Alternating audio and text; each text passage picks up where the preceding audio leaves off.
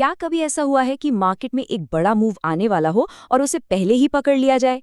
आज हम ऐसे ही 5 शक्तिशाली चार्ट पैटर्न्स को समझेंगे जो ये बताते हैं कि ट्रेंड अभी खत्म नहीं हुआ है बल्कि जारी रहने वाला है। चलिए शुरू करते हैं। देखिए, ये पैटर्न सिर्फ चार्ट पर बनी टेढ़ी-मेढ़ी लकीरें नहीं हैं।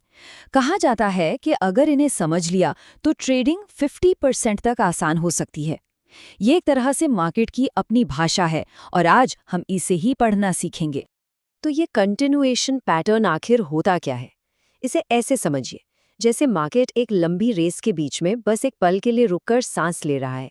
ये ट्रेंड का अंत नहीं है, बल्कि ये तो अगली बड़ी छलांग की तैयारी है। हमारा पहला पैटर्न है वेज। सोचिए कि कीमत दो सिकुड़ती हुई दीवारों के बीच फंस गई है। अब दबाव तो बढ़ रहा है और बहुत जल्द ये किसी एक तरफ जोरदार तरीके से फटेगी। ये दोनों वेज पैटर्न, मतलब राइजिंग और फॉलिंग, बिल्कुल एक दूसरे की परछाई जैसे हैं। राइजिंग वेज हमें आने वाली गिरावट के लिए तैयार करता है, जबकि फॉलिंग वेज एक बड़ी तेजी का सिग्नल देता है।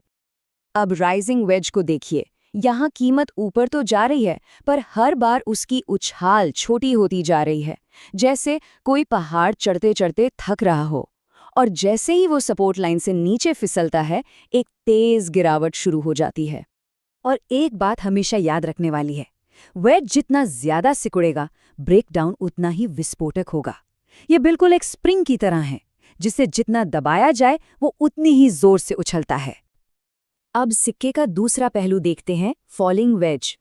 यहाँ मार्केट नीचे तो जा रहा है, पर ऐसा लगता है जैसे बेचने वालों में दम ही नहीं बचा, क्योंकि वॉल्यूम लगातार घट रहा होता है।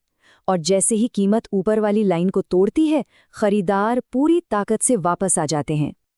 यहाँ एक बहुत ज़रूरी बात है, अगर मार्केट गिर रहा हो लेकिन वॉल्यूम भी साथ में गिर रहा हो, तो समझिए कि बेचने वाले थक चुके हैं। ये ब्रेकआउट की सबसे पक्की निशानियों में से एक मानी जाती है। चलिए अब बात करते हैं फ्लैग पैटर्न्स की। ये शायद सबसे आसानी से पहचाने जाने वाले पैटर्न्स में से हैं और इन्हें देखकर ऐसा लगता है मानो एक मजबूत ट्रेंड के बीच में मार्केट एक छोटा सा पावर नैप ले रहा हो। दोनों फ्लैग पैटर्न्स की कहानी एक ही है, ट्रेंड अभी रुका नहीं है, बस आराम कर रहा है। बुलिश फ्लैग एक जोरदार अपट्रेंड के बीच बनता है, जबकि बेरिश फ्लैग एक तेज गिरावट के दौरान। बुलिश फ्लैग को पहचानना काफी आसान है। एक तेज उछाल, जिसे हम पोल कहते हैं, उसके बाद कीमत एक छोटे से दायरे में कंसोलिडेट होती है जो एक फ्लैग जैसा दिखता है।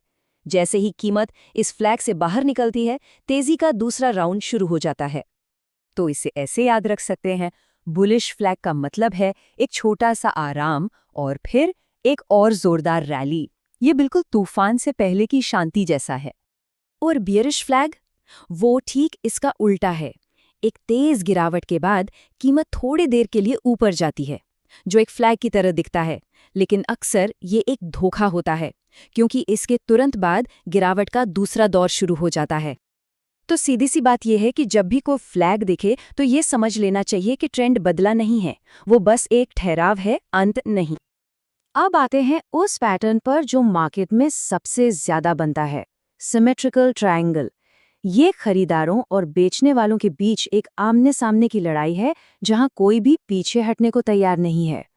तो सोचिए, क्या होता है जब खरीदार और बेचने वाले बराबर की टक्कर में हो, जब मार्केट खुद ही कंफ्यूज हो कि उसे ऊपर जाना है या नीचे? बस यहीं पर बनता है सिमेट्रिकल ट्रायंगल। इस पैटर्न में होता यह है कि ऊंचे भाव नीचे आते हैं और निचले भाव ऊपर जाते हैं और कीमत एक तिकोने शेप में सिकुड़ती जाती है। लेकिन ये शांति ज्यादा देर नहीं टिकती। जैसे ही कीमत इस ट्रायंगल से बाहर निकलती है, एक बहुत बड़ा और तेज मूव आता है।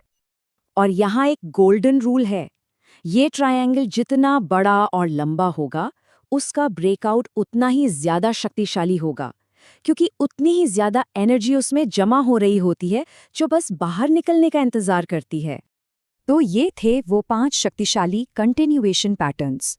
लेकिन एक बात हमेशा याद रखनी चाहिए, ये सिर्फ संकेत हैं, कोई गारंटी नहीं। चलिए एक बार जल्दी से इन सबको दोहरा लेते हैं। इस एक स्लाइड में आज जो भी सीखा है उसका सार है। फॉलिंग वेज और बुलिश फ्लैग तेजी का इशारा करते हैं, राइजिंग वेज और बियरिश फ्लैग मंदी का, और सिमेट्रिकल ट्रायंगल तब तक न्यूट्रल रहता है जब तक कि कोई फैसलाकुन ब्रेकआउट न हो जाए। तो ये पैटर्न हमें बताते हैं कि क्या हो सकता है, लेकिन बड़ा सवाल ये है कि इन सिग्नल्स को कंफर्म कैसे किया जाए। क्या कोई और तरीका है जिससे पता चले कि ये ब्रेकआउट असली है या नकली? ये सवाल हमें इंडिकेटर्स और टेक्निकल एनालिसिस की एक गहरी दुनिया में ले जाता है। इसी सवाल के साथ आपको छोड़ते हैं।